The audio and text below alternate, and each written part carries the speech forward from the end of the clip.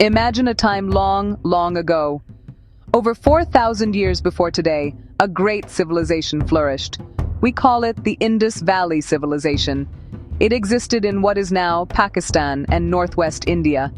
This was a world of incredible achievements. Its people built some of the first planned cities in human history.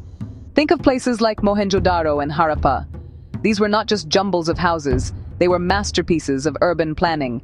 They had straight streets, buildings made of uniform bricks, and even complex drainage and sewer systems. It was a level of organization that was truly ahead of its time, a testament to their intelligence and cooperation.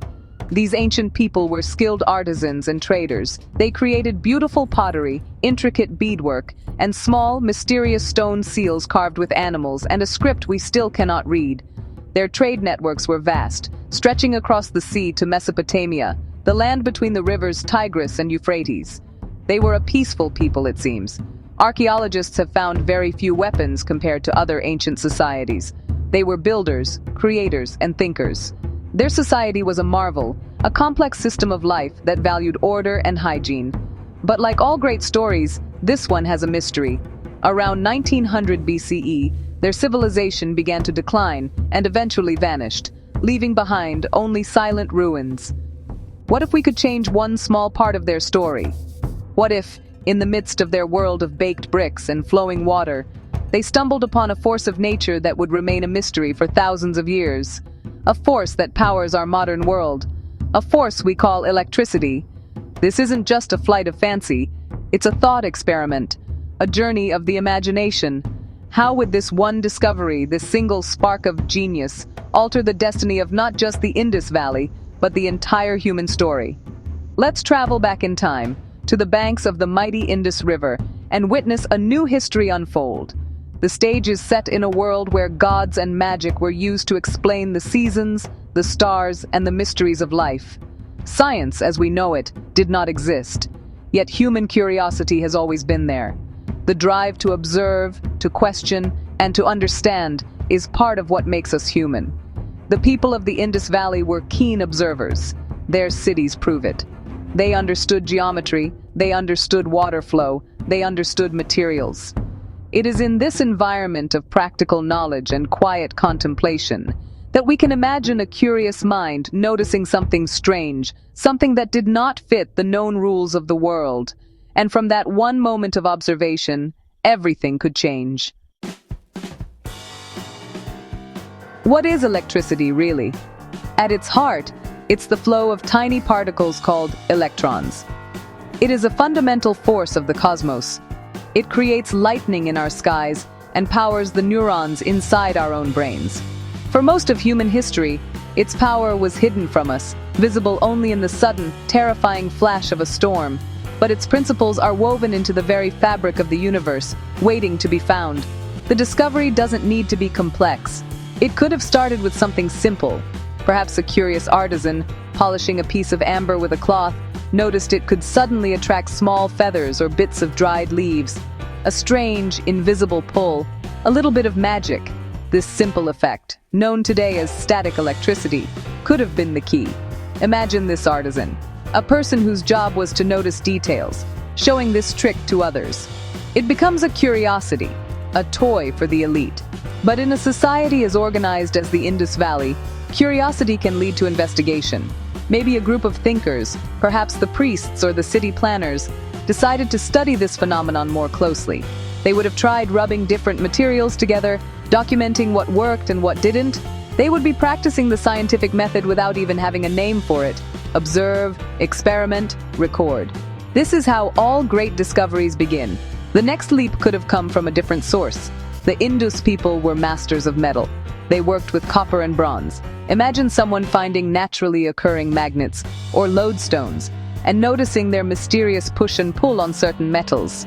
The crucial connection would be realizing that the amber effect and the lodestone effect were related. But the true breakthrough, the moment that changes the world, would be the creation of the first battery. This could have been an accidental discovery. A potter placing different metal strips, like copper and zinc, into a clay jar filled with an acidic liquid like grape juice. They might feel a strange tingle when touching both metals. This galvanic cell, a simple battery, would be the source of a continuous, controllable electric current. It would be a tamed version of the lightning bolt. This was no longer a static trick. It was a steady stream of power. It's not so far-fetched. A similar artifact, the Baghdad battery, was found in nearby Mesopotamia, dating back to ancient times. While its purpose is debated, it shows that the basic components were available. For the organized and technically minded people of the Indus Valley, a consistent source of this strange new energy would not remain a mere curiosity. It would become a tool to build a new world. Imagine the sun setting over the city of Harappa. Usually darkness would fall, broken only by the flickering flames of oil lamps and torches. But in our new timeline, something extraordinary happens. As dusk settles, a soft, steady glow begins to emanate from the main streets and public buildings. Simple electric lights, perhaps made from a thin, heated wire sealed in a small clay vacuum tube, are now illuminating the city. The night is no longer a time of fear and inactivity. The city comes alive after dark. Markets can stay open longer, artisans can work extra hours on their delicate crafts, and children can read or play under the safety of the electric glow. Daily life would be transformed in countless ways. For the common worker, the day is no longer dictated solely by the sun. This means more productivity, but also more time for leisure and community.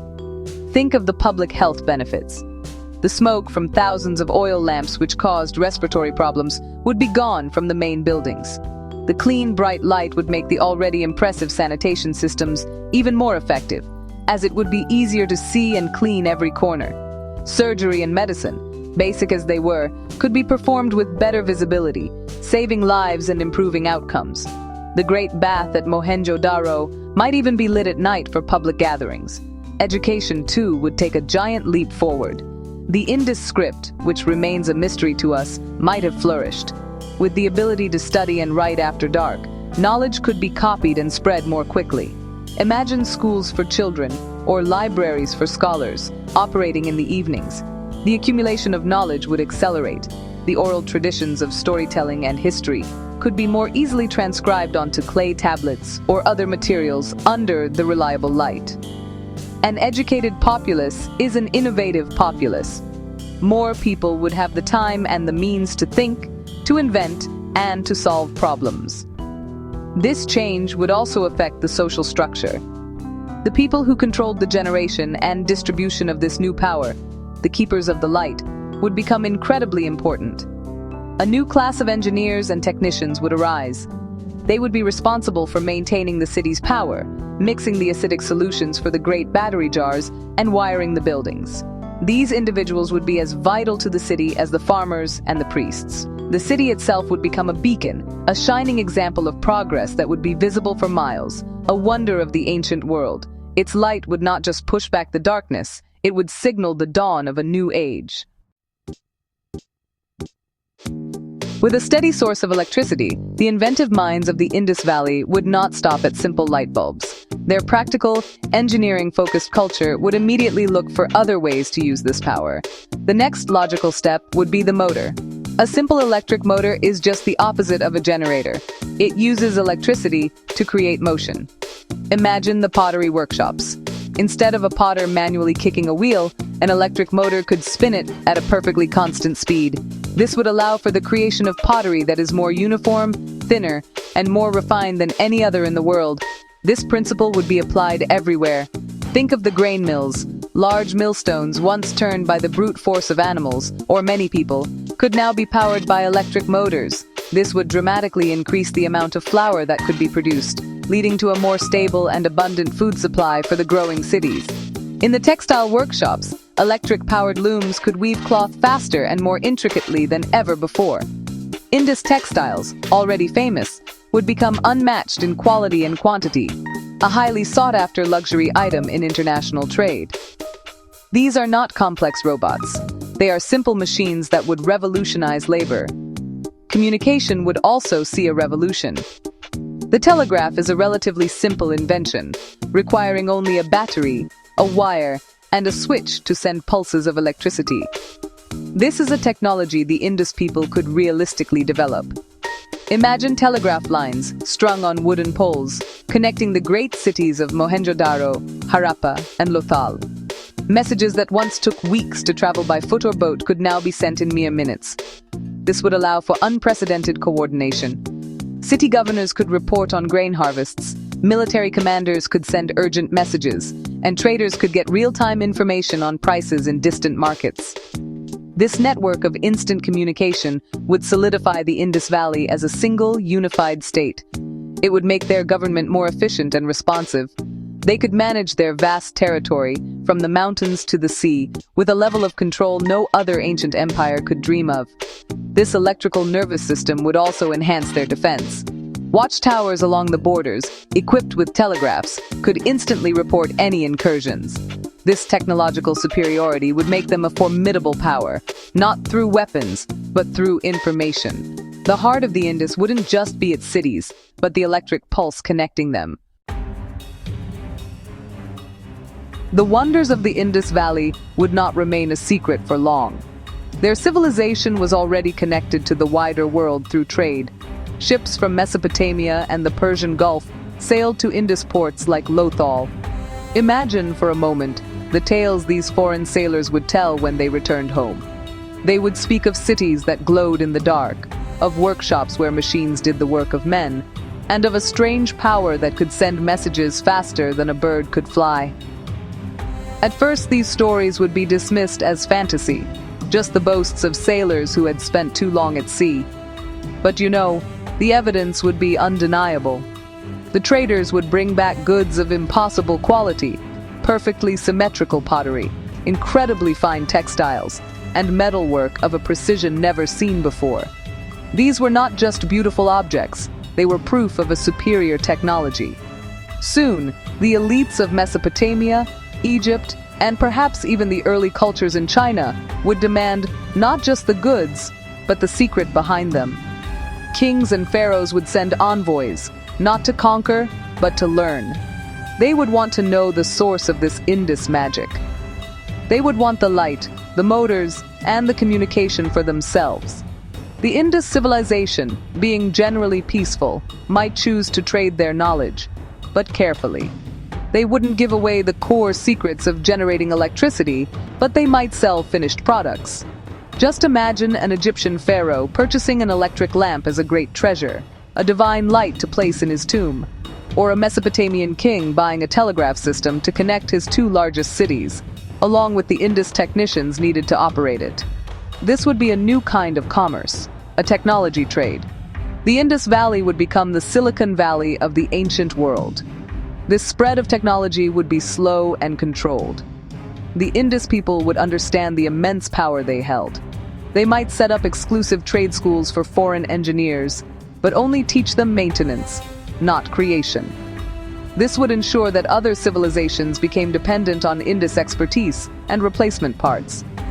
It would be a new form of empire, one built not on military conquest, but on technological dominance. The whispers on the wires would travel far, carrying not just messages, but the influence and power of the Indus civilization to the far corners of the known world. With their technological monopoly, the Indus Valley Civilization would not fade away. Instead, it would enter a golden age of unprecedented power and influence. Their cities would grow larger, cleaner, and more magnificent than any others on Earth. While other civilizations relied on the muscle of slaves and animals, the Indus would have the tireless power of the electric motor. This would free up their population for other pursuits: science, art, philosophy, and further innovation. They would become a society of thinkers and engineers, constantly pushing the boundaries of what was possible with their newfound power. Their economic power would be absolute. They could produce goods cheaper, faster, and of better quality than anyone else. This would give them a massive advantage in international trade. They could control the prices of essential goods, making other nations economically dependent on them. Their port cities, like Lothal, would become the richest in the world, bustling with ships from every known civilization, all vying for a piece of the Indus techno-marvels. This wealth would fund even more ambitious projects, larger power generation stations, more extensive telegraph networks, and perhaps even early forms of electric transportation. Militarily, they might remain peaceful by nature, but their technology would be the ultimate defense. Imagine electric-powered defensive systems. Perhaps large arc lamps that could be used to blind and disorient attackers at night, or electric fences to protect their city walls. Their ability to communicate instantly across their empire would allow them to coordinate defensive forces with terrifying speed. No invading army, no matter how large, could hope to surprise them. Their power would not come from the sword, but from the wire. They would be an unassailable fortress of knowledge. This new kind of empire, an electric empire, would change the very definition of power. It would not be measured in the size of armies or the amount of conquered land. It would be measured in kilowatts, in the length of telegraph wires, and in the number of patents on new inventions. The Indus Valley would become the center of the world, the source of all progress. Their language and script would become the international language of science and commerce, much like English is today. Their civilization wouldn't just survive, it would thrive and become the guiding light for all of humanity. As the Indus Electric Empire flourished, its influence would reshape the development of other great civilizations. In Egypt, the pharaohs would be desperate to acquire Indus technology to build their pyramids and temples more efficiently. Imagine electric saws cutting stone blocks with perfect precision, or electric cranes lifting them into place. The great monuments might have been built in a fraction of the time, and perhaps to even grander scales. The focus of Egyptian religion might even shift, incorporating this divine light and heavenly power into their mythology, with the Indus people seen as messengers of the gods. In Mesopotamia, the constant warfare between city-states might be pacified by the overwhelming influence of the Indus. Instead of fighting each other, they would compete for trade deals and technological favors from the East. The Code of Hammurabi might include new laws about electricity theft or the patenting of inventions. The entire trajectory of Near Eastern history would shift from military conflict to technological and economic competition. The balance of power in the world would have a new, stable center, preventing the rise and fall of the aggressive, short-lived empires we know from our history. By the time we reach the age of classical Greece, the world would be unrecognizable. The philosophers of Athens, Socrates, Plato, and Aristotle, would not be debating the nature of the soul in a world of pure theory. They would be living in a world where a known, invisible force could move objects and create light. Their philosophical inquiries would be intertwined with scientific investigation. The birth of democracy in Athens might be influenced by a world where knowledge and technical skill, not just noble birth, are sources of power. The Greeks would not be the pioneers of logic and science, but brilliant students of a much older tradition. The Roman Empire, in our timeline a great power of engineering and military might, would rise in a world where the Indus Valley was the undisputed superpower. The Romans, practical as they were, would likely become the best distributors and implementers of Indus technology. They would build their famous roads not just for legions, but to support a vast telegraph network. Their aqueducts might be supplemented with electric pumps. Roman law would have to adapt to the complexities of a technological society. The phrase, "all roads lead to Rome," might be replaced with "all wires lead to the Indus." Let's fast forward through this alternate history. The constant, steady progress initiated by the Indus would prevent the dark ages that befell Europe after the fall of Rome. Knowledge would not be lost and rediscovered, it would be continuously built upon. The Renaissance would happen centuries, perhaps even millennia earlier, and it would be a global phenomenon, centered in the Indus Valley. By the time our world was discovering the steam engine in the 1700s, this alternate world might be exploring atomic power or building the first computers based on electrical relays. The age of exploration would be completely different. It wouldn't be European ships discovering the Americas. It could be Indus-designed electric-powered vessels crossing the ocean centuries earlier. The encounter between the Old World and the New World would be an encounter between a hyper-advanced technological society and Stone Age cultures. The results could be devastating, but it's also possible that the philosophical maturity of the ancient Indus civilization would lead to a more enlightened, less exploitative form of contact. Their peaceful nature might have prevailed, creating a protectorate rather than a colonial empire. the political landscape of the modern world would be totally alien. There might not be a United States, a China, or a Russia in the way we know them. The world might be a global confederation of states, all linked by a common technological heritage originating from a single source. The Indus script would be the basis of a universal language of science. The philosophical and ethical traditions of the Indus, about which we know so little, would form the bedrock of global culture. Our entire understanding of history, religion, and human identity would be different. We would look back at our own history as a strange, slow, and violent timeline, a world that took thousands of years to rediscover a power that our ancestors had mastered. We would read about the plagues, the endless wars, and the centuries of darkness with a sense of disbelief. The great "what if" of our history would not be about wars or empires, but about why we lost so much time. The silent ruins of Mohenjo-Daro in our timeline would, in this alternate world, be the vibrant, living capital of a planet united by the legacy of that first, ancient spark. So, what does this journey of the imagination tell us? It tells us that a single discovery can change everything. The story of humanity is not a straight line, destined to arrive at our present moment. It is a fragile path, with countless forks in the road. The discovery of electricity in the ancient Indus Valley is one such fork, a turn that would have led humanity down a completely different road. It highlights the profound importance of scientific curiosity and the technological application of knowledge. It shows how one society's breakthroughs can lift the entire world. The Indus Valley Civilization, in our timeline, is a tantalizing mystery. We see their order, their planning, their artistry, but we cannot hear their voices. Their script is unread, their thoughts unknown. In imagining them as the world's first technological superpower, we are, in a way, honoring their genius. We are taking the evidence of their brilliant minds and asking, what could they have achieved if they had just one more piece of a puzzle? The answer is, they could have built the future, thousands of years ahead of schedule. They could have saved humanity from centuries of struggle. This thought experiment also serves as a mirror for our own time. We live in an age of rapid technological discovery. We are uncovering the secrets of the cosmos, of life, of energy. What we choose to do with that knowledge will define the future, just as the choice to use electricity would have defined the ancient world.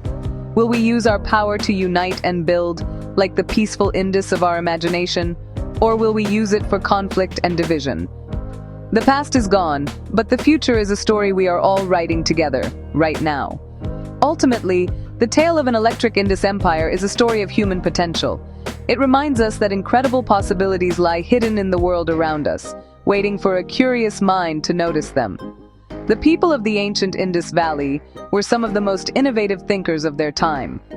While they may not have discovered electricity, their legacy of building, planning, and creating a peaceful, organized society is a powerful inspiration. It's a reminder that the greatest force for change in the universe is not lightning or mysterious energies, but the organized, cooperative, and curious human mind.